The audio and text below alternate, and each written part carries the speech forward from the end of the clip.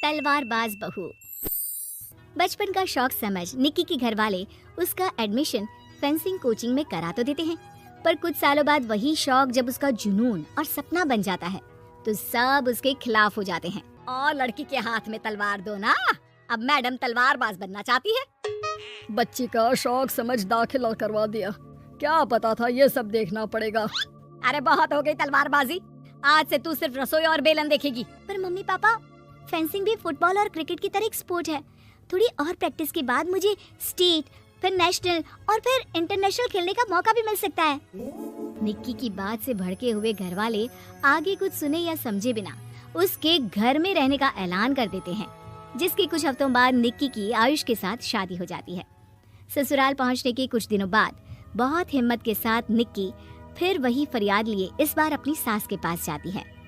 Mummy जी, क्या मैं coaching दोबारा शुरू कर सकती हूँ? कैसे कोचिंग? तेरे मम्मी पापा ने तो हमें किसी कोचिंग या पढ़ाई के बारे में नहीं बताया। वो पढ़ाई नहीं, फेंसिंग की कोचिंग है। और देख, अपने अंग्रेजी के बड़े बड़े शब्द ना मुझसे ना बोला कर, सीधे सीधे बता कि ये फेंसिंग है क्या। मम्मी पापा के साथ अपने एक्सपीरियंस के बाद निक्की कोई रिस्क ना लेते हुए सास से झूठ बोल मंजूरी ले लेती है, और इसी के साथ निक्की के सपनों की दुनिया शुरू हो जाती है, जिसमें अब वो सुबह उठ जल्दी जल्दी घर का सारा काम खत्म करके ज्यादा से ज्यादा समय अपनी फेंसिंग प्रैक्टिस में बिताने लगती है। इसी तरह महीने बीत जाते हैं। वाओ, आई कांट बिलीव, जो सपना एक बार नामुमकिन लग रहा था, आज मैं उससे सिर्फ 2 हफ्ते दूर हूँ। निक्की, तुम बहुत अच्छा कर रही हो, बस अपने फॉर्म को खराब मत होने देना, और नेशनल्स का मेडल तुम्हारे गले में आना पक्का है। इस बात को सुनकर निक्की नेशनल गेम की खुशी में झूमती हुई जैसे ही उस शाम घर पहुंचती है तो आयुष को पैर में प्लास्टर के साथ सोफे पर बैठा देख परेशान हो जाती है। ये क्या, कैसे हुआ? किसी ने मुझे फोन क्यों नहीं किया? ऑफिस से आते हुए रास्ते में किसी ने टक्कर मार दी, इसलिए बहू कल से इसके ठीक होने तक तो कोचिंग से छुट्टी ले ले, डॉक्टर ने पूरा बेड रेस्ट बोला है। पति की हालत और सास की बात से हैरान परेशान निक्की आगे कुछ बोले बिना अपने कमरे में चली जाती है। अब मैं क्या करूंगी? दोनों तरफ मेरी जिम्मेदारी है, अगर एक भी पूरी नहीं की तो लाइफ में दोबारा सुकून की सांस नहीं ले पाऊंगी। सच बता दूं क्या?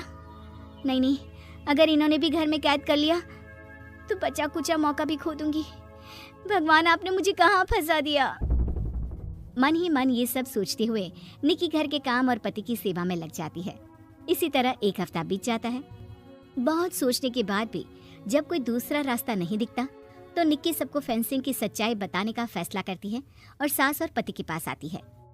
मम्मी, आयुष, मुझे आप दोनों से एक बात करनी है।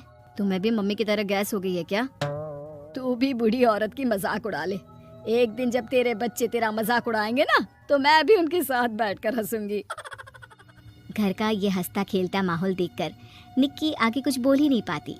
तभी गोलियां चलने की आवाज सुनकर सब डर जाते हैं और कुछ आतंकवादी घर में घुसकर सबको बाहर निकाल देते हैं, जहां उनके एरिया के बाकी सब लोग भी इकट्ठा होते हैं। कोई किसी भी तरह के होशियारी नहीं करेगा, हमें बस कुछ समय के लिए चुप रहने की जगह चाहिए, इसलिए अगर तमीज में रहोगे तो जिंदा बच जाओगे, और अगर मरने का ज्यादा मन हो तो अपना सीआईडी वाला दिमाग चला सकते हो।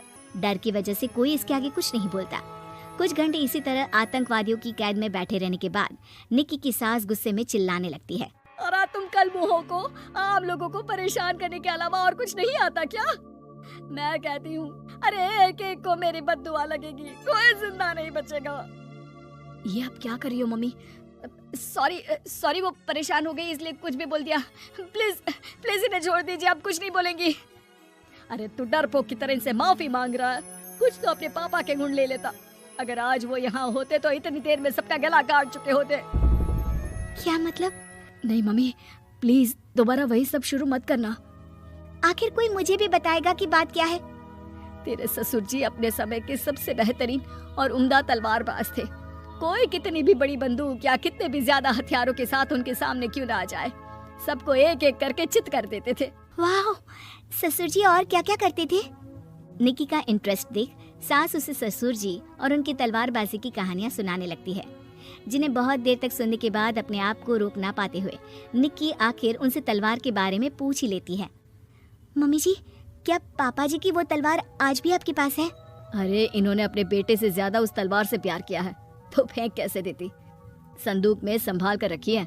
आयुष की बात सुन निक्की की आंखें चमक उठती हैं और वो सब कुछ भूल तलवार निकालने की बात कर बैठती है, जिसे सुन बाकी दोनों की आंखें फट जाती हैं। क्या बोला, जरा फिर से बोल। क्या कहानियां सुनकर तुम भी अपने आप को झांसी की रानी समझने लगी? यही समझ लो कि तुमने झांसी की रानी के साथ ही शादी की है। ओ मोहतरमा, जरा सपनों की दुनिया से बाहर निकल आओ और शांति से बैठ जाओ। आई बड़ी झांसी की रानी बनेगी। माहौल की गंभीरता और सास आयुष का रिएक्शन देख निक्की के पास उन्हें सच्चाई बताने के अलावा और कोई ऑप्शन नहीं बचता, इसलिए वो बिना कुछ सोचे समझे और देर किए उन्हें पूरी सच्चाई बता देती है, जिसे सुन दोनों भौंचक्के रह जाते हैं। और इसी के साथ अगले हफ्ते मुझे नेशनल्स खेलने का भी मौका मिला है। भरोसा कीजिए मैं कर सकती हूँ। निक्की की बातों से अभी तक सदमे में बैठे आयुष और सास उनकी तबीयत खराब होने का बहाना बनाते हैं और दवाइयाँ लाने के बहाने घर के अंदर जाने की बात करते हैं, जिस पर एक आतंकवादी भी उनके साथ घर के अंदर जाता है। निक्की दवाइयाँ लेने के बाद बाथरूम का बहाना बनाकर सास के कमरे में पहुंच जाती है। अब क्या बाथरूम भी साथ चलोगे? यही कमरे में रुको। 5 मिनट में बाहर नहीं आई तो अंदर आकर सारी गालियां सिर में उतार दूंगा। निक्की बाथरूम के अंदर चली जाती है। अब क्या करूं? तलवार कैसे निकालूं?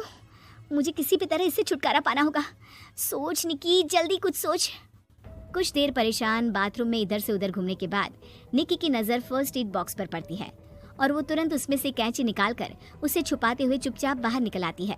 हो गया तुम्हारा सारा नाटक खत्म, अब चुपचाप ये दवाइयां उठाकर बाहर चलो। ऐसा बोलकर जैसे ही आतंकवादी मुड़ता है, निक्की तुरंत उसकी गर्दन पर कैंची से वार कर देती है और उसकी बंदूक हाथ में लिए संदूक से तलवार निकालने लगती है, जिसके कुछ देर बाद वो घर के पीछे वाली खिड़की से बाहर निकलकर छुपकर एक एक करके सब आतंकवादियों पर वार करके उन्हें घायल कर देती है। अब सारे पब्लिक की कैद में आ जाते हैं। ये सब देखकर आयुष और सास के साथ सारे लोग दंग रह जाते हैं।